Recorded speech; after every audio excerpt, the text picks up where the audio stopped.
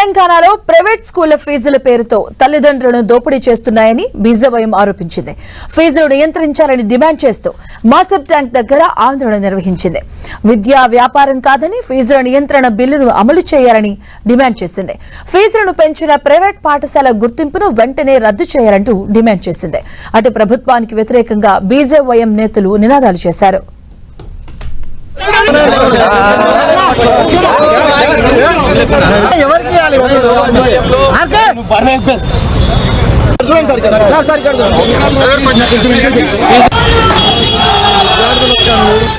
ఫీజుల నియంత్రణ చట్టాన్ని అమలు చేయాలంటూ బీజేవైఎం ఆధ్వర్యంలో తెలంగాణ అడ్మిషన్స్ మరియు ఫీజు రెగ్యులేటరీ కార్యాలయాన్ని బీజేవైఎం నేతలు కార్యకర్తలు ముట్టడించినటువంటి పరిస్థితి, వాళ్ళందరూ కూడా పోలీసులు అడ్డుకున్నటువంటి పరిస్థితి మనకు కనబడుతుంది. వారి డిమాండ్స్ మాటల్లో తెలుసుకునే ప్రయత్నం మనం చేద్దాం.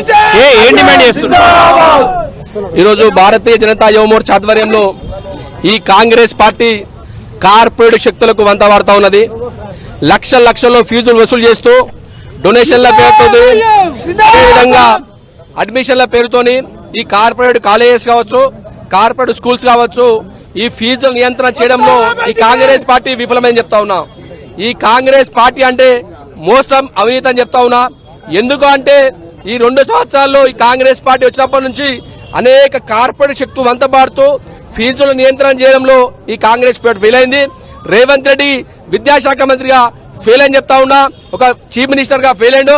వెంటనే రేవంత్ రెడ్డి నేను డిమాండ్ చేస్తా ఉన్నా, ఈ కార్పొరేట్ శక్తులు ఏవైతే ఉన్నాయో ఏ కాలేజెస్ కావచ్చు, స్కూల్స్ కావచ్చు, వెంటనే చర్యలు చేపట్టి విద్యా హక్కు చట్టం అమలు చేసి 25% విద్యార్థులకు ఫ్రీ ఎడ్యుకేషన్ ఇవ్వాల్సిందిగా కోరుతా ఉన్నా. అసలు మీ డిమాండ్స్ ఏంది? ఎందుకు భవిష్యత్తులో ఎలాంటి కార్యాచరణ తీసుకోకపోతారు? ప్రభుత్వం దిగి రాకపోతే ఎలాంటి ప్రోగ్రామ్స్ తీసుకు? నేను ఒకటే చెప్తా ఉన్నా, రేవంత్ రెడ్డి విద్యా హక్కు చట్టం వెంటనే కార్పొరేట్ స్కూల్స్ కావచ్చు వెంటనే అమలు చేయాలి. ఫీజుల పేరుతోని లక్షల డొనేషన్లు వేస్తున్నటువంటి కాలేజెస్ కావచ్చు, స్కూల్స్ కావచ్చు వెంటనే నియంత్రించాలి. ఏదైతే కాలేజ్ అట్లా వేస్తే వాటిని గుర్తింపు రద్దు చేయాలని నేను ప్రశ్నిస్తా ఉన్నా. మనం చూడవచ్చు, ఏదైతే ఫీజుల పేరుతోటి డొనేషన్స్ రూపంలో, అదేవిధంగా యూనిఫామ్స్ రూపంలో తీసుకుంటున్నటువంటి ఏదైతే అక్రమ దోపిడీ వసూళ్లు ఉన్నాయో ప్రైవేటు పాఠశాలకు సంబంధించి వాటిని వెంటనే అరికట్టాలి.